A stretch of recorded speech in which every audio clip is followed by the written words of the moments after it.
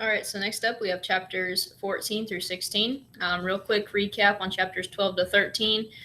Piper and Moose start talking about Alcatraz at school and get kids super interested into joining their laundry scheme or their laundry service, which they have a lot of participants in. And Moose's mom tells him that he is going to need to start taking Natalie with him everywhere he goes. So anytime he goes and does anything on the island, he is to take Natalie with him, which he is not that excited about because who wants to take their sibling with them everywhere? Okay, so we're on chapters 14 through 16 today. Chapter 14, Al Capone's Baseball. Same day, Wednesday, January 9th, 1935. I'm so mad at my mom. That's all I can think about. I don't care about whether Piper got caught or Jimmy or Annie had any trouble getting the extra clothes by their moms. I don't care about anything except figuring out how I'm going to get Scout to change the baseball day. When I get to Miss Bimp's class, Scout's already in his seat. We chat for a minute, and then I take a deep breath and blurt it out. Do you think maybe we could get a game together for Tuesday after school instead of Mondays? We play Mondays, Scout says, working a hole in his ledger book with his pencil. Yeah, I know, but I can't come Mondays. How about Tuesdays? Do they lock you in on Mondays? He laughs. I don't. My mom teaches piano. I got to go back to watch my sister. I leave out the part about my sister being older than me and nutty as a fruitcake. He nods like he understands. Maybe we could play, another game on Tuesdays? I say, trying again. Piper says they play ball on Alcatraz, the prisoners, I mean. Maybe you could play with them, or better yet, get us both in the game. He smiles. His smile is the only part of him that doesn't move fast. We're not allowed. Oh well. Wouldn't want to play with them anyways. Probably steal all the bases. I laugh. Think Capone plays? My throat tightens. Who knew not talking about Capone was going to be so hard? I dunno, I say. I heard he plays first base. I'd like to see that. Do they let you, watch? I shake my head. Nope. But if the baseballs come flying over the prison wall, we get to keep them. Really? Al Capone's baseball? I don't guess you'd know it was his. You have one? Nope. Well, if you get one, I'd like to have a look-see. Beats getting my shirt washed, that's for sure. Yep, I smile at this. Anyway, I can't play next Tuesday. I gotta watch my kid sister and my two little brothers. But maybe Tuesday after next. It was fun playing with you. You were great on second. I'll try, okay? Okay, I say. Miss Bimp is here now. You get a convict baseball, you'll show it to me first, right? Scout whispers. Sure, I nod. Well, I have to pay. Nope, I get one, you'll see it free and clear, I say. You're all right, Moose. He smiles his warm, slow smile, and I scoot back to my seat. Chapter 15, Looking for Scarface. Thursday, January 10th, 1935. The next day, it's hot out. It was like this at home in Santa Monica sometimes. In the middle of winter, all of a sudden, we'd get a summer day. On the way home from school, Annie told me we were meeting at the parade grounds. Then we're going to head down to some secret spot where you can watch the convicts walk up to the cell house at 4 o'clock. Annie says they do this all the time. It isn't against the rules, and sometimes they even see Capone. When I get to our apartment, my mom's music bag and her hat are waiting at the door. I forgot to ask, what did Scout say yesterday? She asks. He said he'd try. See? She smiles at me. Was that so bad? Natalie paces back and forth in front of the window, digging at her collarbone with her chin. My mom stops and looks at me. She seems to be thinking of saying something about this, but changes her mind. Remember, just treat her like you would a normal sister. This isn't babysitting. Whatever you say, Mom, I say, watching Nat fuss with her clothes like something's too tight. What's the matter? I ask Natalie. She's fine, my mother answers for her. We've been all over. We've had a lovely day. My mom glances quickly at me and then away. She looks upset.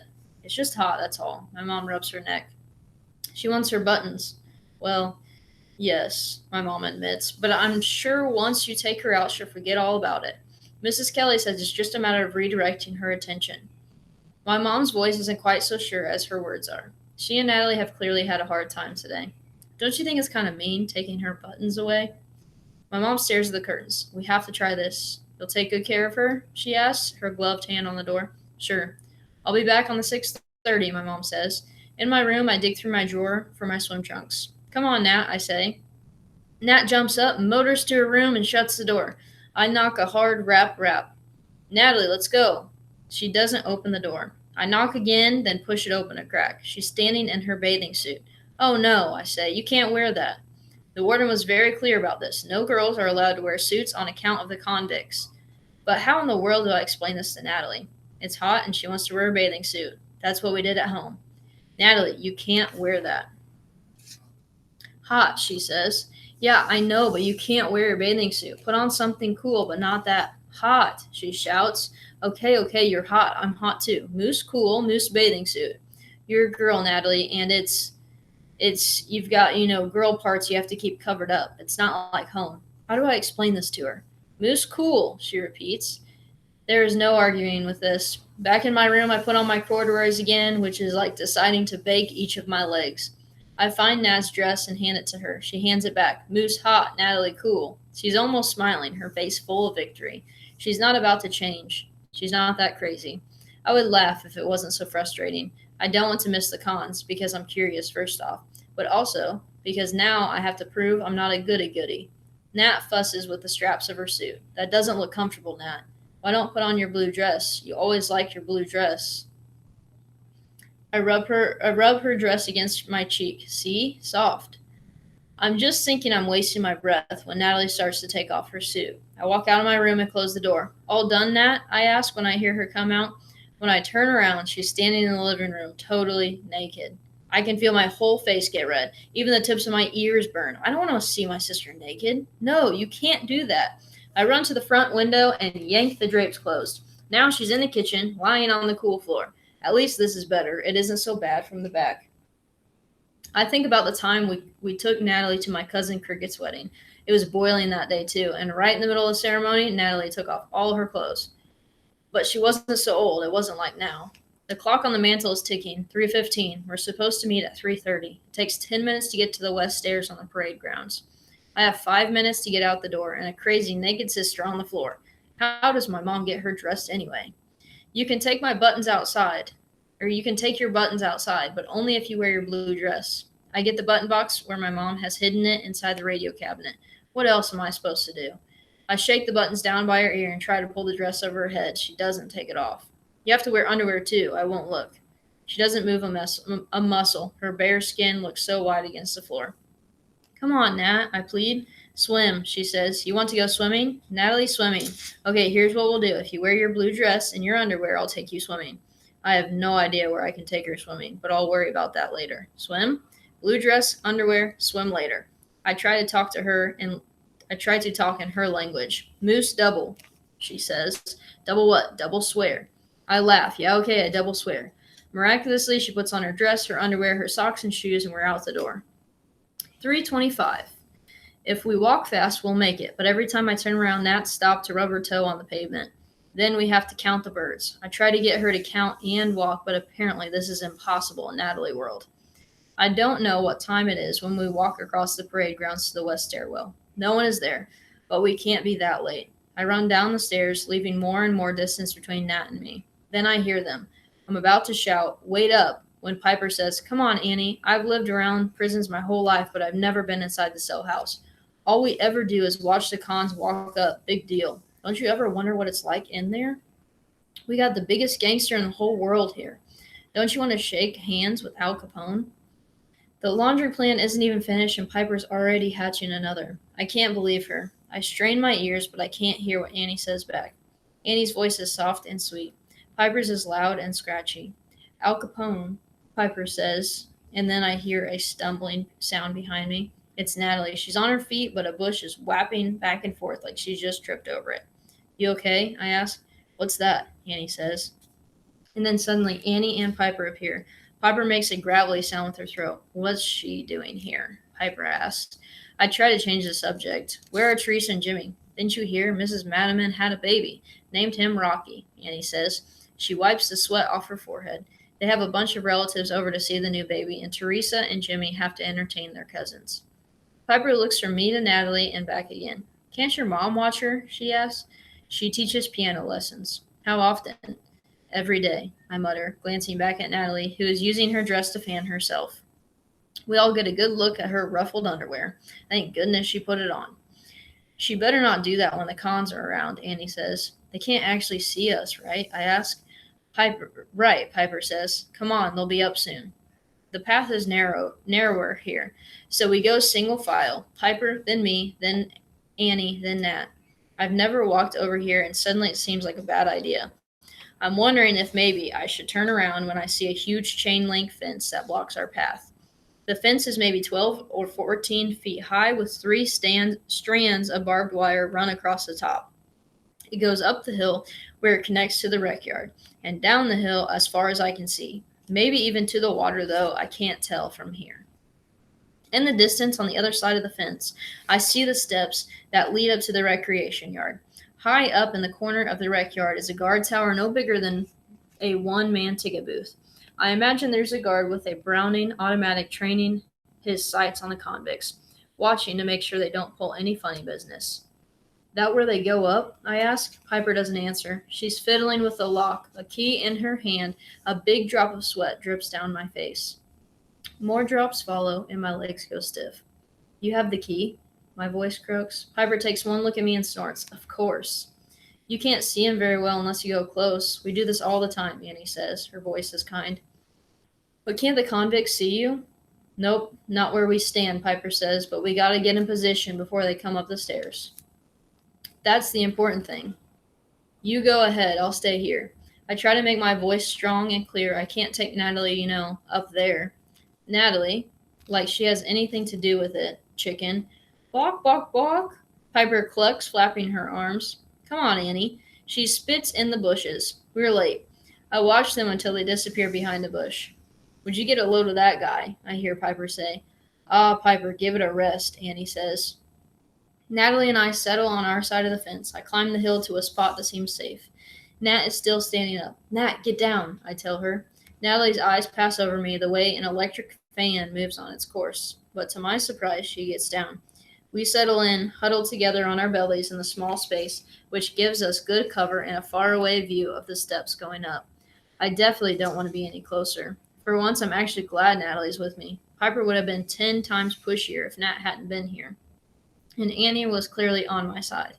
We don't hear anything but birds chirping, the lap of the water against the shore, and the revving of a boat I don't see. Sound is strange near the water. Sometimes faraway things sound close. And then I hear a dull, steady pounding sound. Footsteps. Dozens of them. Then the first head pops into view. A dark gray officer's hat. And then another. Then white hats. Denim shirts and pants. White hats, denim shirts, and pants. I strain to make out faces, but we're much too far away. One of those guys has a big scar down the side of his face. That's Al Capone, I whispered to Natalie. I wonder if Piper and Annie are close enough to spot Capone. I wonder if they can see the 85 printed on his back. The first guard stops on the top of the stairs. He steps aside and lets the prisoners pass one by one through the recreation yard door until only the guard is left. He takes one look down the steps and across to the industry buildings. Why is he doing that? Does he already know they're all inside? Nat is on her belly behind me, running her hand over the dirt, organizing it in little piles. She doesn't notice the men. She doesn't notice anything. She could be anywhere. Anywhere. There's dirt. All right, chapter 16. Capone washed your shirts. Monday, January 14th, 1935. The next Monday, I'm in a really grumpy mood on account of it's baseball day for everyone except me. I hardly notice putting on my first convict wash shirt. It's only after I get it on I even remember. I take the shirt off and inspect it, but I don't find anything unusual. It's my shirt and it's clean, and that's about it. At breakfast, my mom doesn't say anything about finding extra clothes in our bags. So either my mom hasn't put the laundry away yet, or more likely Piper got them out before my mom saw them.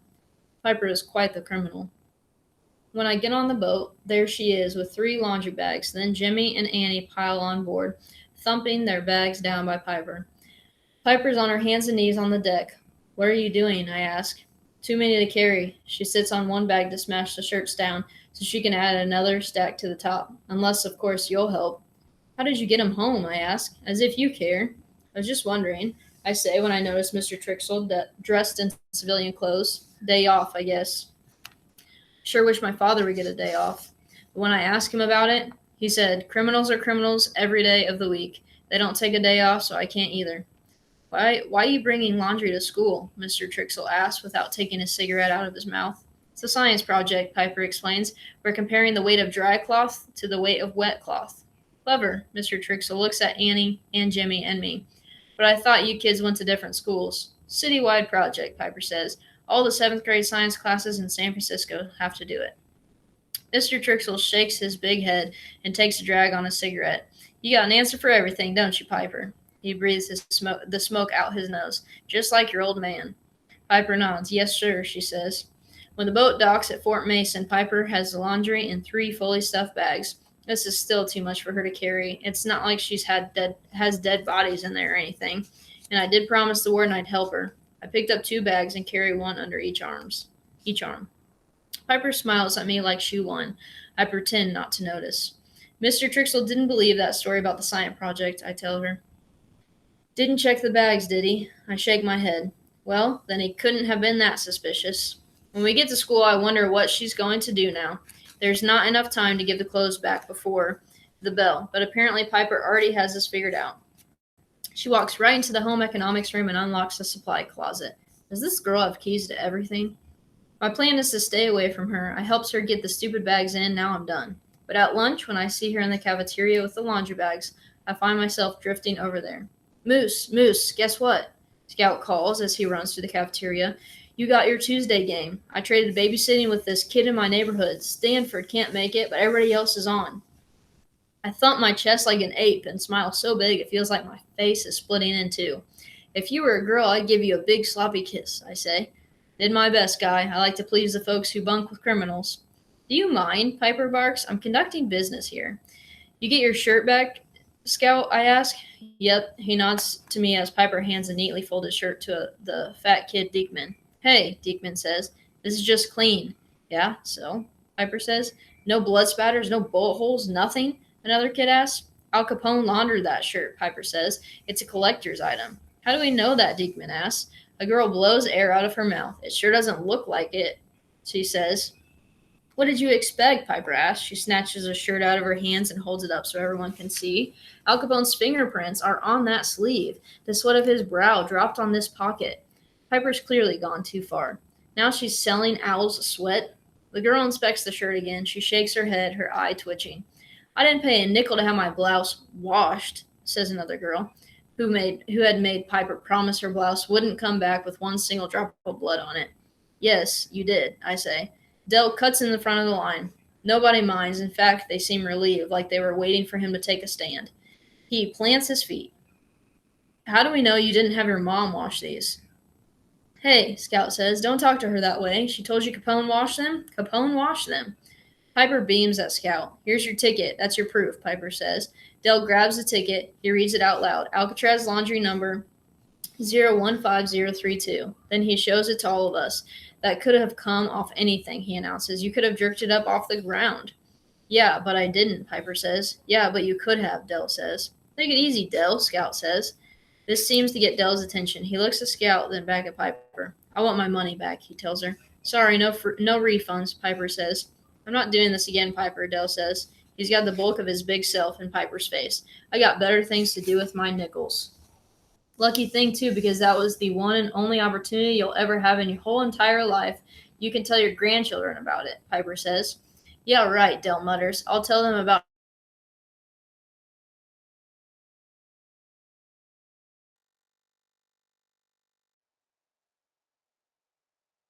think baseball is so important to Moose. What things in his life may have caused this? Baseball has obviously been a focus for Moose the whole time, so think about why. Why has it been a focus for him? Why has it been so important to him?